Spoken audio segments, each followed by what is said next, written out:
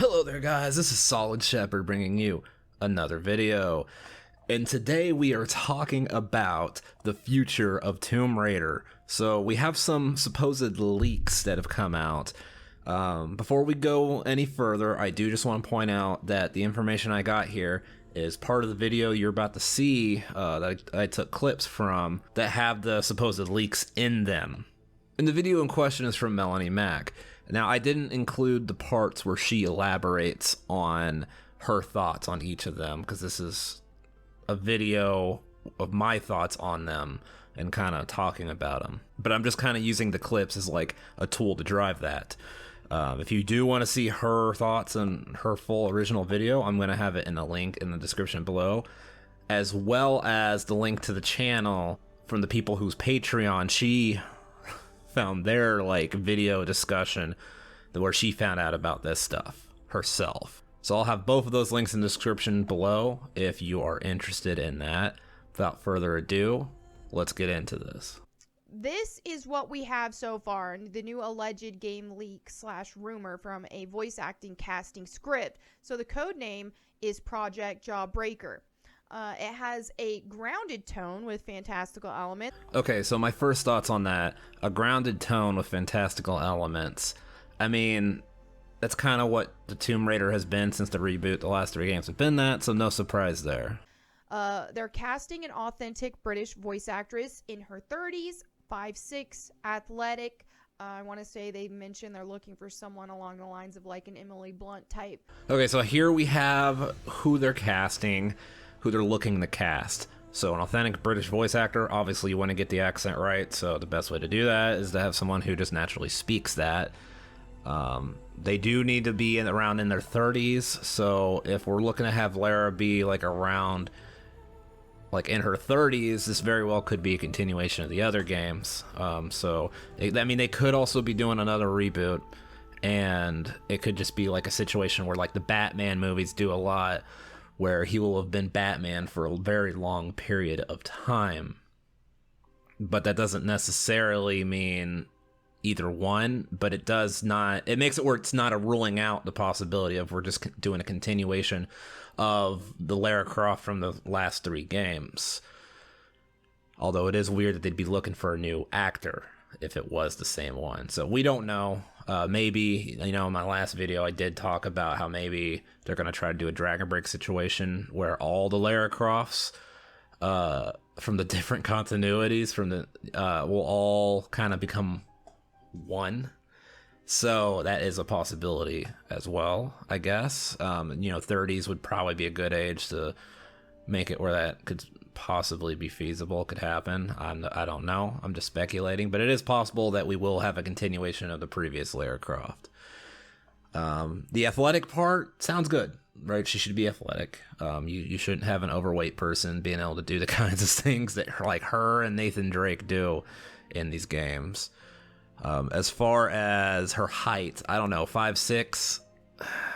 I would prefer Lara to be around 5'9", 5'10", especially because she does a lot of ledge climbing, and it's going to be a lot harder to do the shorter she is. So I don't necessarily agree with the height. I feel like she should be a little taller. So Lara is experienced with years of protecting artifacts and adventures and going on adventures. Okay, then like I said here, we're going to have a Lara Croft who has been doing it for a little bit. We don't know if that means the current one with the current adventures we've done. We don't know if that means a wholly brand new one that we don't know the backstory to. Kind of like how they picked her up with in the old PlayStation 1 games. You know, we met her, she was already experienced. She'd already been doing those kind of things. Or it could be a mixture of the two, like I said, the Dragon Break situation, which I think is a possibility. I know Melanie Mack here doesn't like the whole idea of protecting artifacts thing. That's kind of it's Indiana Jones. People who know Nathan Drake, who modern Lara Croft is definitely modeled a lot after, or the older Lara that was in the previous games. They're kind of thrill seekers. I know Melanie mentioned this. They don't really do it to save the world, to protect all these things, but modern Lara does. The new reboot did kind of establish her as like an archaeologist, someone who wants to preserve history. I understand old Lara was not that, but that is who she kind of had. Crystal Dynamics has turned her into, is that. Which, I mean, really, even old her, she still kind of did that in like a roundabout way. It just wasn't her primary goal. So, I mean, that's not like a really huge departure from her character, I don't think. For Melanie here, it's a huge issue. But for me, I mean, that one's not really a big issue. As long as that's not her whole character, like her whole purpose in life isn't protecting artifacts. But that is something she does do as a byproduct of what she does. Even the older PlayStation 1 versions of her did that. That wasn't her goal, but she ended up doing that. Here's some more. So the family drama has been left behind. Lara has moved on from that. No more daddy story, mommy story, any of that. That part right there makes sense. I mean, that chapter's pretty much been closed. That story arc has been kind of like fulfilled. So it's not really much point in continuing to dwell on a character arc that has been fulfilled. So that makes sense. Lara's adventures reached tabloids and the media and inspired a new generation of Tomb Raiders. Okay. For me, here's the first red flag. It sounds to me, a whole new generation of Tomb Raiders. Sounds to me like they're trying to make an excuse, an explanation as to why there should be multiple Tomb Raiders going on, like famous, well-known, established Tomb Raiders, just like Lara Croft herself. It sounds like they're trying to pigeonhole some kind of multiplayer, if not some kind of battle royale kind of situation here. Some games of the service that they can use the Tomb Raider license for. This is what it sounds like. It sounds like they're trying to legitimize that idea. So that is definitely... Because you can monetize that stuff past the initial $60, $70 sale. So that does raise some flags for me. But then Lara Croft struggles with loneliness now.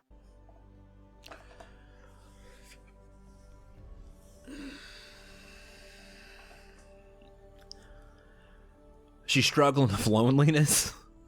Lara Croft. Lara freaking Croft struggling with loneliness. Are you kidding me? Lara encounters a mysterious cataclysm that she cannot face alone, so she has to work with a team of Tomb Raiders now to save the world, essentially.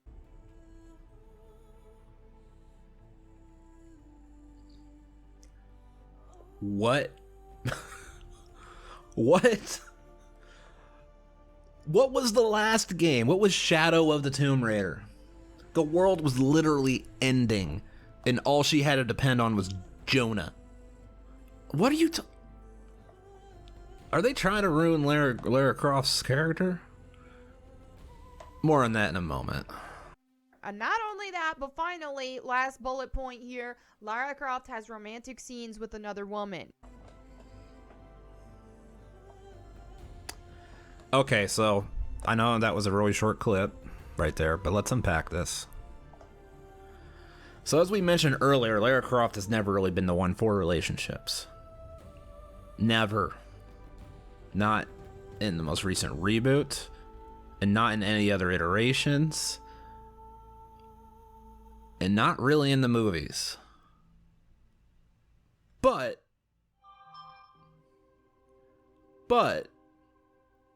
she has displayed some flings here and there, right? Like there are cases of her having some kind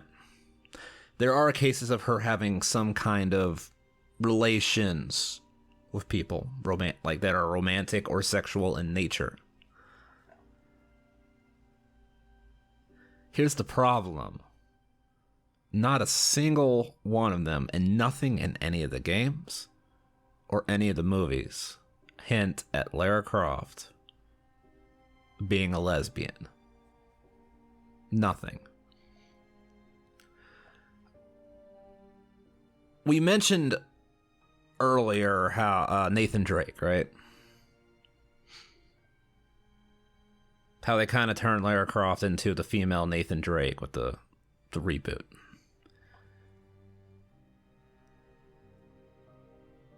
Well, it almost seems, and Melanie brought this up, and I thought it was a good point. It almost seems like Crystal Dynamics is getting all of their character development ideas from Naughty Dog, because now it seems like they want to turn her into Ellie. They want to make this big ripple effect where they can call all these people sexist and all these people homophobic because they don't like the idea that Lara Croft is kissing a woman. It's got nothing to do with homophobia. Okay. I didn't like The Last of Us Part 2. It had nothing to do with the fact that Ellie was a lesbian. I knew Ellie was a lesbian coming in. I loved the first Last of Us game. It's one of my favorite games of all time. Narrative games. It's one of my favorite narrative games of all time. In the DLC, Ellie was established to be in the girls. We knew this. I didn't like it because the way Neil Druckmann did Joel. I understand Joel needed to die. Maybe if he wanted to start establishing other characters, it's a great plot point. Your father figure of your entire life that you're having issues with dies while in the last time you talked to him, you guys were arguing. Like, I understand. That's a really good thing. But you don't just kill him at the beginning of the game with some character that no one likes. Just offing him with a golf club. And it's not even that the people didn't even like her at that point. People didn't even really know who this character was at that point. And then later, you make, like, a big chunk of the game, you make them play as that person who killed your favorite character, Joel. It's literally shock factor porn. That's my issue with The Last of Us Part 2. Had nothing to do with Ellie. I like Ellie as a character. I had no problem. In my opinion, Ellie is fine being a lesbian because she was established to be that from the get-go.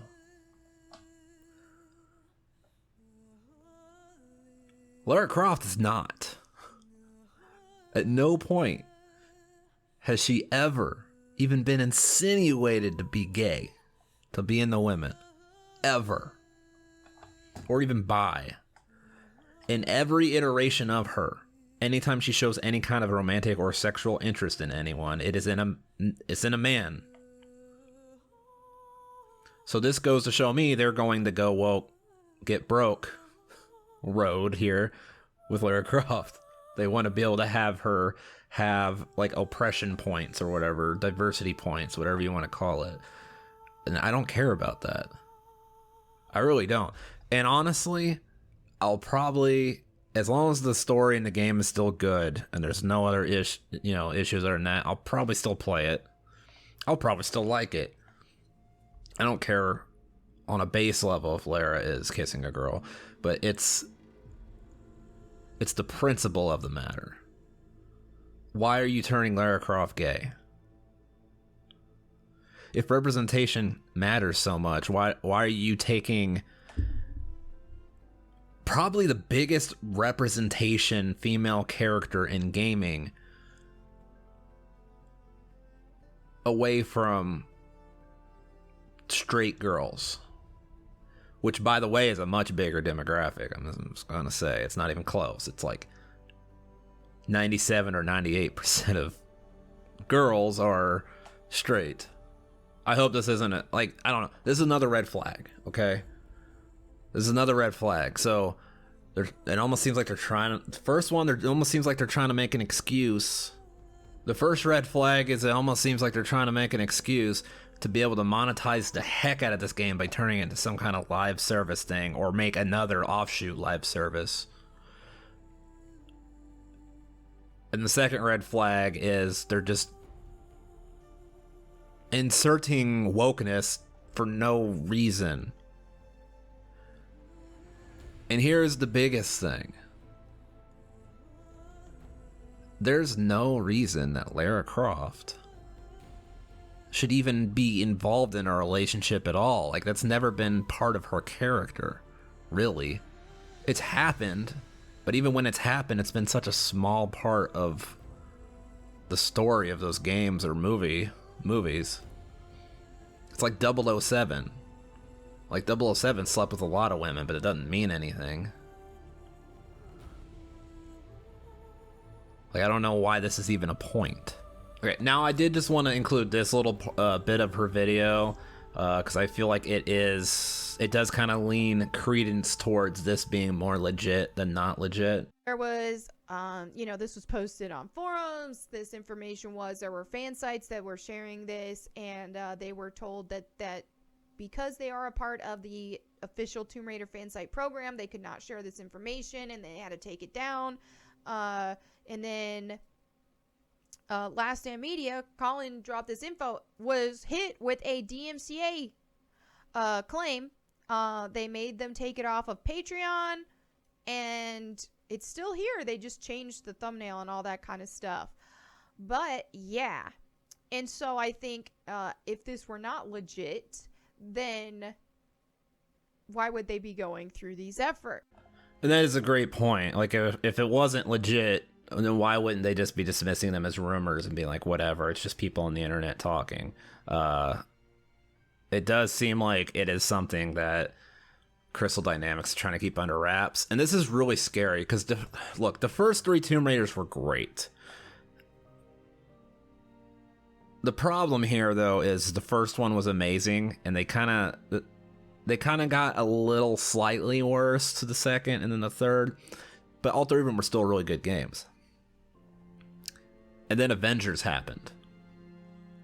And I have a video on this. I'll probably have it as part of my end screen for this video, if you want to watch it, talking about, because I played it recently. I gave my thoughts on it. But it definitely had its issues, especially at release. That was Crystal Dynamics bad. That game is the reason why